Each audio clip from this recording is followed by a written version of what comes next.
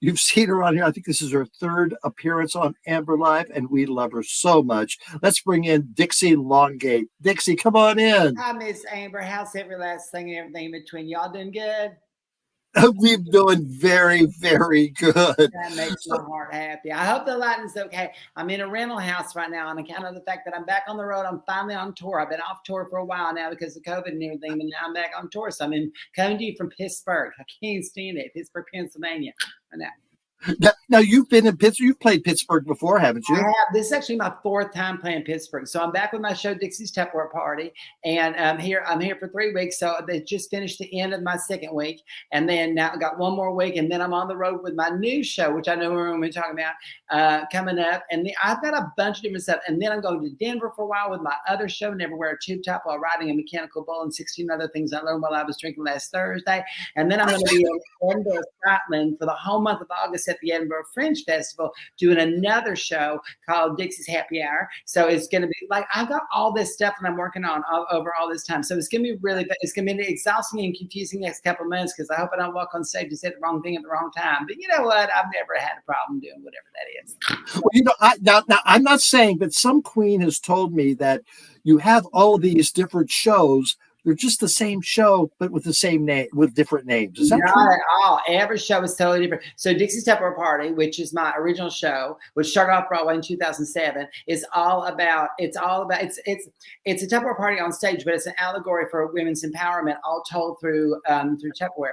And then my second show, Never Wear a Tube Top While Riding a Mechanical Bull, and 16 other things I learned last Thursday, is a show about. It's the day after it's in my best friend's honky tonk, and the honky tonk is called Shit Kickers. And it's in Mobile, Alabama, and it is the day after my best friend Georgia Jean gets married and goes away on her honeymoon. So I'm there in the honky tonk cleaning everything up, and then everybody that's in the audience, they're all people like on a bus on their way to New Orleans for Mardi Gras, and then a storm washes the bridge out, so they're all in there. And so what happens is I sit there talking to them about all the stuff that we were doing, creating the party for my best friend's wedding, and then. You know, when you get drunker and drunker, when you're writing stuff down, then all of a sudden you just like change the world and you become the smartest person ever. So what it is it's everything you ever need to know in life you can learn by riding a mechanical bull. So I take all the ways that all of the things that you ride a mechanical bull with, and I break it down and I apply them to your life. So it's a completely different show. And then my new show, Cherry Bombs and Bottle Rockets, which just premiered in, that's the one right there, look, just premiered in April 2nd in Fort Worth, Texas. And then I went to Charlotte, North Carolina with it. And now we're going to start doing a bunch more shows coming up. It's all about, everybody went through the pandemic. We all had our different crazy experiences. But I think what's interesting now is all bets are off. You can be anything you want to be. If there's anything we learned from the pandemic, it's like you don't have to fit into a box anymore. You can be and do anything you want to do because everything that you know about life changed during this past 2 years. So I relate a story about one of my friends when I was real little that we used to get cherry bombs and bottle rockets at the local penny candy store. And she loved the cherry bombs because they just exploded and made a big mess, and she liked how loud they were. And I always like the bottle rockets because I like how they fly up in the air and kind of paint the sky. And so it's sort of like, well, what do you want to be? Do you want to be a cherry bomb, just make a big mess and make a big noise and scare all the critters? Or do you want to be a bottle rocket, fly up in the air and paint the heavens? And so it's all these stories that have happened during the last 2 years and how we can better adjust and go into the new version of yourself and find out what that's going to be. So every show is a little bit different to be able to kind of share fun things with the audience. Guys, I'm really lucky because I have audiences that come back again and again and again. So I want to keep giving them something fun to share. Now, you're on the road. How does that affect your family life? Oh, it's amazing because I don't have to see my kids. Like I take my kids. I got 3 kids, Wynona, Dwayne and Absorbine Jr. They're so sweet. And so they are back home in Alabama right now. And I tether them like to the front door of the trailer. And I'm like, oh yeah, I'll be back or whatever. And then it's not like every once in a while they'll try to, do that face call on me, and they're like, Mama, I want to show you something. So I have to turn it on, and then I'll be like, oh my God, why is there a bloody handprint on the wall? Why is the cat missing a leg? And then I just say, look, I'm going through the canyon. I can't hear you. And then I just turn it off because I don't want to know what's happening. I just tell my friend that lives 3 trailers down from me, go over there every once in a while. And if you don't poke a stick with a bear or whatever the phrase is, just make sure that nothing's on fire. As long as the trailer's not on fire and there's nothing coming out the front door that shouldn't be, that's fine. That's fine. Throw a couple Hungry Man frozen dinners every once in a while on the lawn. Let the heat of the sun warm them up, and then the kids can go eat dinner. That'll be nice. But otherwise, I don't want to worry about it. I'll bring them some gifts or whatever when I get back from the tour. But right now, it's so nice I don't have to be near them or hear them or raise them or anything. So that's nice. Is there anything different about being on tour now as opposed to pre-COVID? You know what there is? It's different because I always traditionally do a lot of stuff with the audience. I mean, I do a lot of Q&A and talking to the audience and involving them in the shows. But also at the end of the shows, I would always go out in the lobby and meet people and talk to people, make pictures and everything.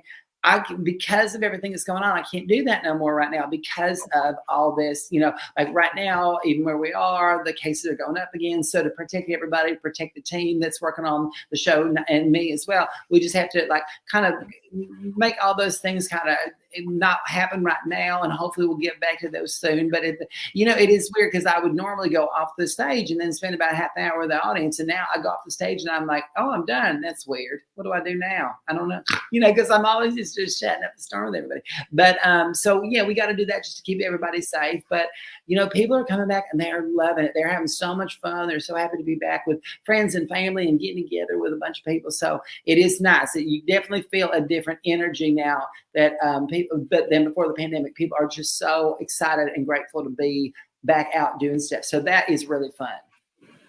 Now, have you ever been propositioned by an audience member? Someone says, "Ooh, I like you." All the time. I mean, my legs go all the way up, so sometimes people see me walking around and they're like, oh my Lord, I want to suck on those legs like a popsicle stick. And I'm like, I know, Reverend, or whatever. And so then you got to just sort of, you got to see what you can do. But again, with the COVID, you got to be like, okay, you can only suck up to the knee because I got to be 6 feet away or whatever. But, it's not, because people are so neighborly and they're always like, what are you doing? Want to come behind the dumpster? Or what, you're like, yay. But, it just happens. Like when you're just naturally pretty, can't help it. Like Jesus was in a good mood when he made me. So I'm like, can't help. That's why I donate to less fortunate people. Yeah, because it kind of balances things out. You know how that is. But yeah, so every once in a while people come up and just, throw a 20 on the ground and see if I'll pick it up. And I usually do because I'm a giver. But you gotta deal with people and roll with the punches these days. You really do. What's your favorite part about touring and what's your least favorite part about touring? I think my favorite part about touring and being on the road for so long is just all the different places I get to go and see. And it's fun because I always talk on my social media. I'm like, hey, I'm in a new city. Where should I go? What should I do? What's the thing that's not to be missed? So, I always like to go out and sort of explore the city. And it's easier when I'm in a city for a long time. Like with the new show, Cherry Bombs and Bottle Rockets, I'm only going to be in each city for just like one show. So I'll be in and out real quickly. So like I'm going to be in Virginia, like right outside of DC coming up in June, and then I'm going to be in San Antonio, and then I'm going to be in Austin. So I don't get to see the places as much as I get to see. Like here, I'm in Pittsburgh for 3 weeks. Then I'm going to be in Denver for 4 weeks. So I get to kind of get lost in the city and learn about the city and see how it ticks from not just like somebody visiting's point of view, but like somebody who would live there, the kind of things that they would do if they lived there. So I don't know like that. And there's nothing I really don't like about it, because I've been able to meet so many amazing people and see so many great places. I mean, all around the world now. So it's so fun. And then like I've learned how to say, no, officer, that wasn't me, in like so many different languages now, which is really convenient if you get in a problem. But then I'm also really good at like international languages. Like I can unhinge my jaw and my whole head swings back like a Muppet. So that's like a really good standard international plan. You can use in Italy or other places. So yeah, it's really nice to be able to just speak internationally like that. But I love that. That's one of my favorite things, just being able to go and see places that otherwise I wouldn't even get to see. You've been in Pittsburgh for a couple of weeks. You're going to be there a couple more. Tell us one thing about Pittsburgh that we may not know about. Well, you know what? There's so much fun. So Pittsburgh is really, they have this accent that is so funny. Like where I'm from the South, and I say y'all, they have a thing called, they say yins. And which is like the weirdest thing I've ever heard. And so hey, yins guys, and what's yins doing and stuff. And it's just like so strange. And so sometimes when people talk to me, I just look at them for a long time, and then I like hit them in the face because I'm like, I think you're not supposed to say that. I don't know anyone that means. But then they're always really nice because then they want to make out with me. And I can't help it when people are just like drawn to me like that. But no, there's so much there. Like I'm right to the, if you've ever seen the city, there's downtown, there's 3 rivers that sort of merge all together. And downtown, there's this beautiful thing called the Point with a big fountain and everything. And then there are all these bridges that connect everything. So like if you're like trying to get away from somebody, you have like dozens of different options to run up different bridges, and then they can't follow you, so that's really great. But yeah, I'm on the north side of the city, across the river from the center of the city, which is where the theater is. So it's just nice going around. And I'm right by the Andy Warhol Museum, which is really nice. This is so great. Yeah, I know. He's an artist and everything. He's no longer alive because of whatever happened to him, but he died. Are there any Pittsburgh foods that you really like, or something unique about Pittsburgh food? Okay, let me tell you something. They put French fries on everything here. It's crazy. They will put French fries, not like us on the side of the plate. They will put it on your sandwich, not just like on top of it. They will put it on they will open it up, put French fries on it, put the bread back on it. I'm like, everything's coming. I went to a restaurant the other day. I ordered water. There were fries in the water. They put fries on everything here. It's crazy. Like nobody needs that many French fries. They're delicious and everything, but nobody needs that many French fries, But so that's kind of like the weirdest, quirkiest thing about Pittsburgh. It's just the sheer amount of potatoes that they must consume on a daily basis. It's crazy.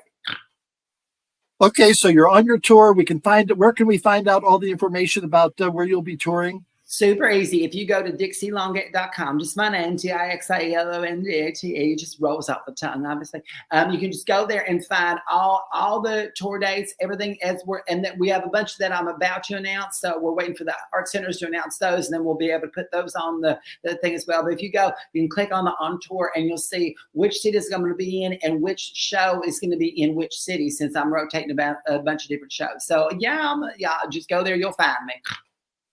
Oh, thank you so much, Dixie. It's great seeing you. You have a great summer. Can't wait to catch up with you again. Thank you for having me, my darling. You're gorgeous as always. All right. Thank you, Dixie. Bye-bye. I love Dixie Longate.